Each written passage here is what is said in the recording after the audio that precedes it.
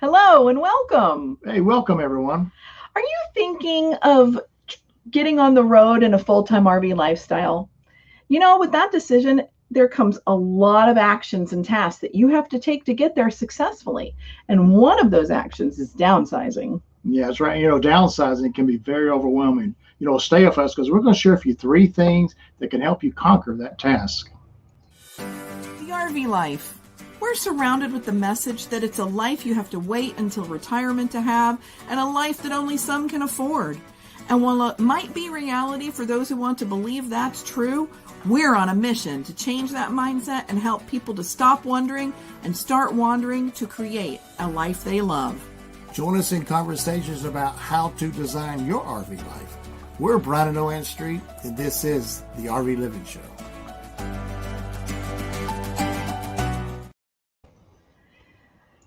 So welcome to the show, guys. Today is all about, is it your turn to downsize into a full-time RV life? We said in the intro that downsizing can be hard, and it's probably one of the biggest tasks that you're going to have to do. Yeah, we hear that from people all the time. We know it was for us. It was a very stressful time. So if you're ready to take the plunge into a full-time life, and you are looking at downsizing, we're going to talk about 3 things today that you can do to get you started on the right path. So at the end of this episode, we are going to be going live into the comments. So if you want to ask us questions about downsizing or have something to say about your experience, we'll do that at the end of the episode. So the number one thing that you have to have when you go to downsize is a mindset. And so we're going to talk about that mindset a little bit. Yeah, that mindset, you got to have the mindset that you're trading stuff for memories. We've said that a lot. And that's part of how you build this life, is you have to trade your things so you can enjoy traveling and have the memories you're going to make. Well, that's for sure. So when you are starting this, getting in that mindset, telling yourself that you're are going to have these memories that you're making versus the stuff, because here's what happens. So you get all excited. Oh, I'm going to go full time. And then you look around and you're like, oh my gosh, I have all these things. And what about my first edition signed blah, blah book, and what about that knickknack that so-and-so gave me, or my grandmother's quilt, and all those things. And so, going through those decisions, you have to have a mindset of what you're actually doing. Why are you doing this? That's right. And so that's what we've kind of always taught, is you're trading stuff for memories. Yep. Your stuff is not going to get you where you want to go in your life necessarily. If you have a desire to full time, your stuff could hold you back. And so your mindset is super important. Yeah, you're just talking about getting the right perspective, because if you have these things, they will hold you back unless you have the willingness to get rid of them. Well, that's right, because there's only so much stuff you can get in your That's RV. Right. Only so much you can take. And then there's this other part where you think you're going to put it into storage, but if you're gone for years and years and years, what is that stuff going to look like? And when you get back from storage, and is the stuff you're keeping really worth the monthly payment for the storage unit? I think that is one of the hardest things, is getting through that mindset, understanding that your stuff is important to you, but is that going to be the thing that holds you back from actually realizing your RV dream? That's very important. So the next thing that we're going to talk about is your downsizing plan of attack. So once you've kind of gotten the right mindset and you're like, I'm really ready, I'm going to do this thing, I'm going to go full time. I want to sell everything and I want to move in my RV, or I'm going to keep a few little things in storage, but for the most part, I'm going to be full time. You need to create a plan of attack. And so a plan, like, you can't just wake up one day and say, I'm going to go full time and boom, it's all done, right? You need to plan this into your life as you now have it in your sticks and bricks life. You got to figure out when you're going to go full time and work backward. Yeah, that's right. I was thinking, when you have a good plan and you know how you're going to approach this, first thing it's going to give you or help you with is start living, get rid of some of that overwhelm, because this is a big task and you're changing your life, and it comes a lot of overwhelm in it. But this is definitely a good plan will reduce that overwhelm. It will. It will. And another thing a good plan is going to give you is it's going to make the whole process a lot quicker. Yes.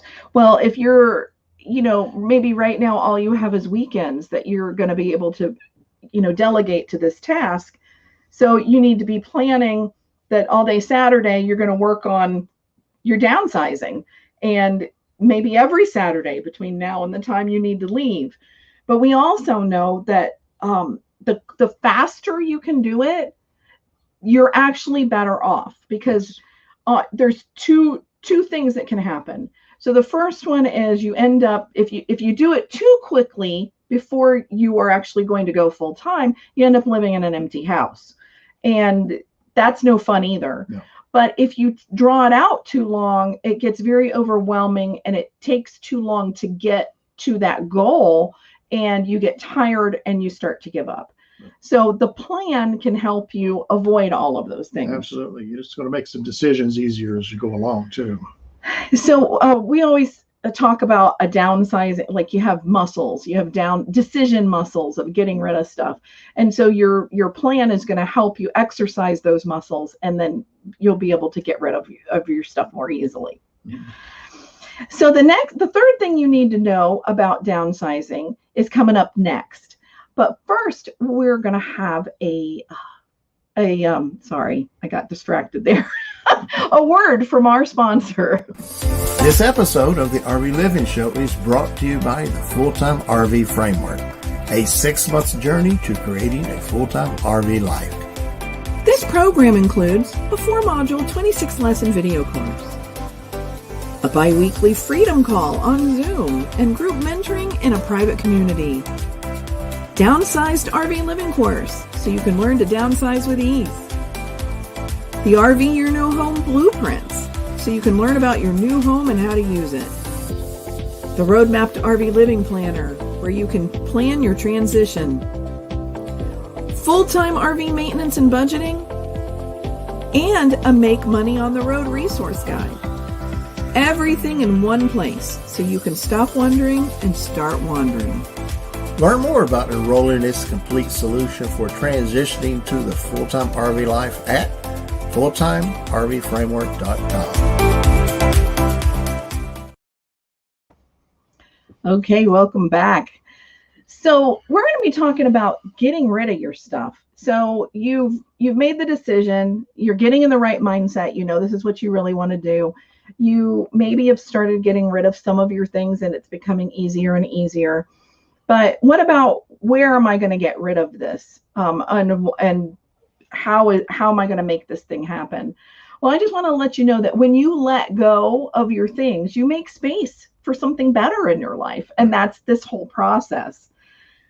Yeah, so, but getting rid of your stuff, we talked about, you had the plan. If you got a good plan and you execute this plan, it's going to go quicker and less stressful. And getting rid of those things, is just it's going to be a lot easier when you're following a plan that you put in action. And that, because the longer you take to get rid of something, I know that the harder it is, and it creates stress. If you like, of course, you don't get rid of it too quick, like you said, and you end up not having anything in your house before you go on the road. Well, that's right. So the more you practice getting rid of your stuff, the easier, we talked about that muscle a little while ago, the easier it is to get rid of the things. And so here's a tip: get rid of the stuff that and I don't say don't care about, because you always care about it, but the things that don't really matter, and save the sentimental stuff for the end. And then that way you'll have practiced doing this. And then your muscle, your decision muscle, your get rid of your stuff muscle is going to be stronger when it comes to that, because you know why you are actually going to do this. Yeah, another thing that does for you is because if you're agonizing over something that it's sentimental to you, it's slowing you down. If you set that aside and take care of all the little things that you can get rid of quickly, it makes the whole process go a lot quicker. And part of getting rid of your stuff is really deciding how you're getting rid of it. Of course, you're going to keep some things to go into your RV, right? But you need to either trash it, store it, donate it, or sell it. Mm-hmm. And there's many ways of selling, right? You can do that online. You can do it on Craigslist or Facebook Marketplace or the Let It Go app, or I think it's Let Go. Or you could have an estate sale or a yard sale, but that's the important part. The last step in this is to get rid of your stuff so that you actually can transition to full-time. That's right. Plus, if you get rid of it properly, you can make a little money too. You can. That's right. Mm-hmm.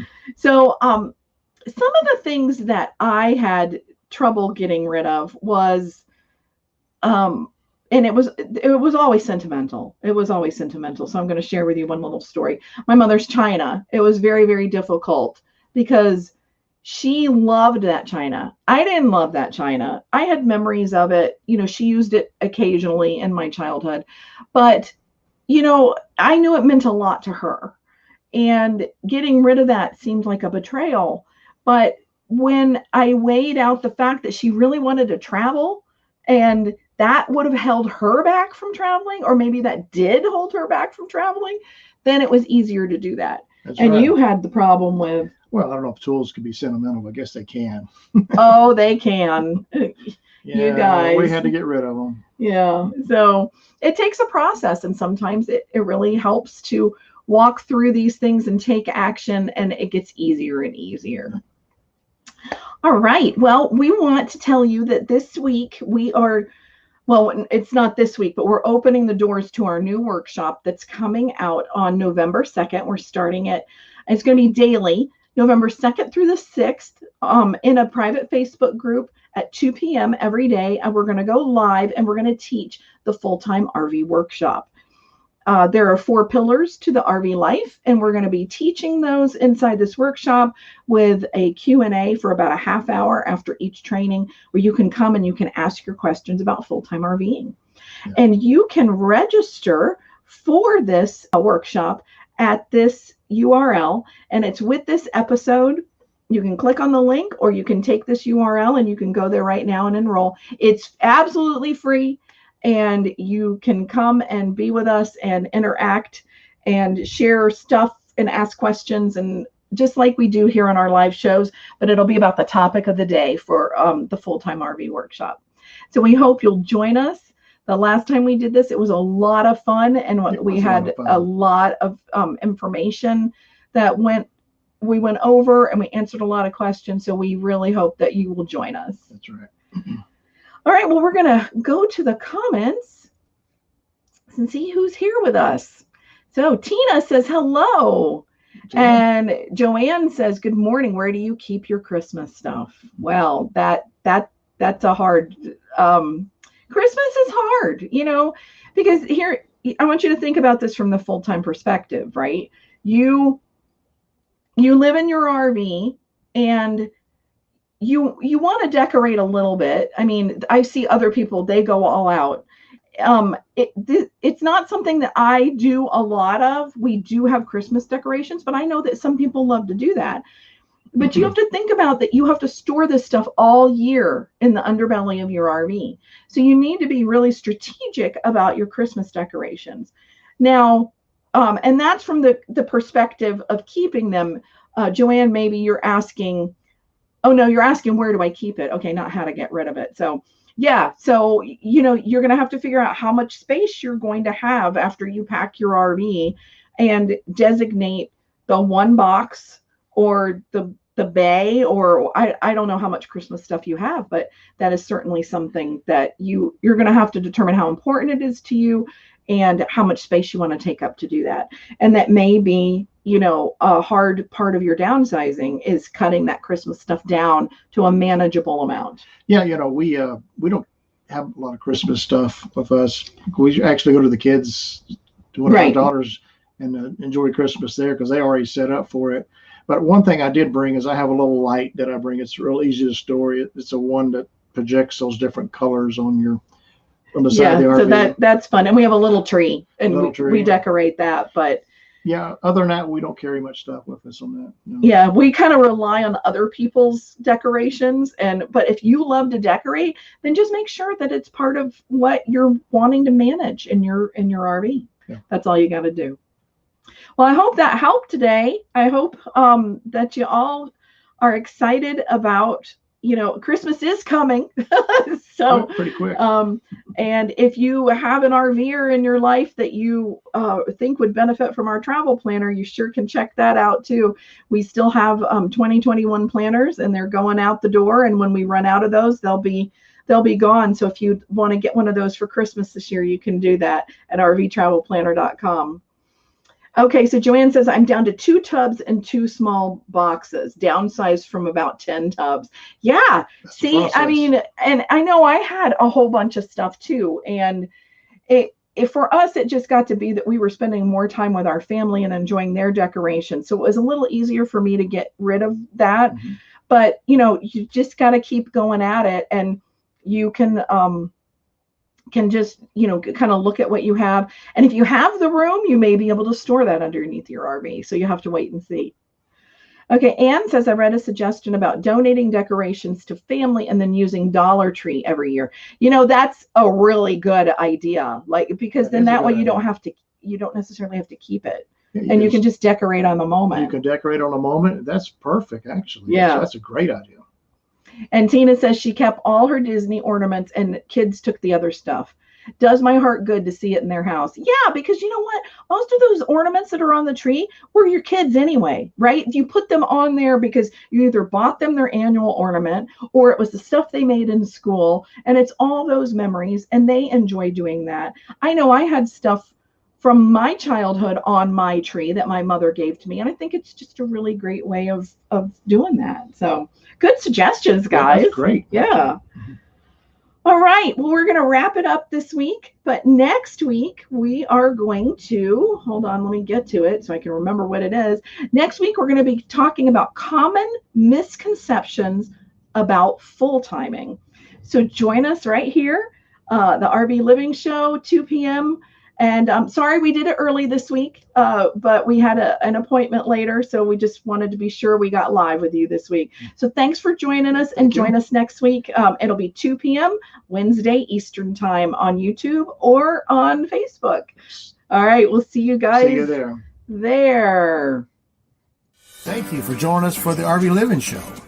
We hope this episode helps you in creating an RV life you love.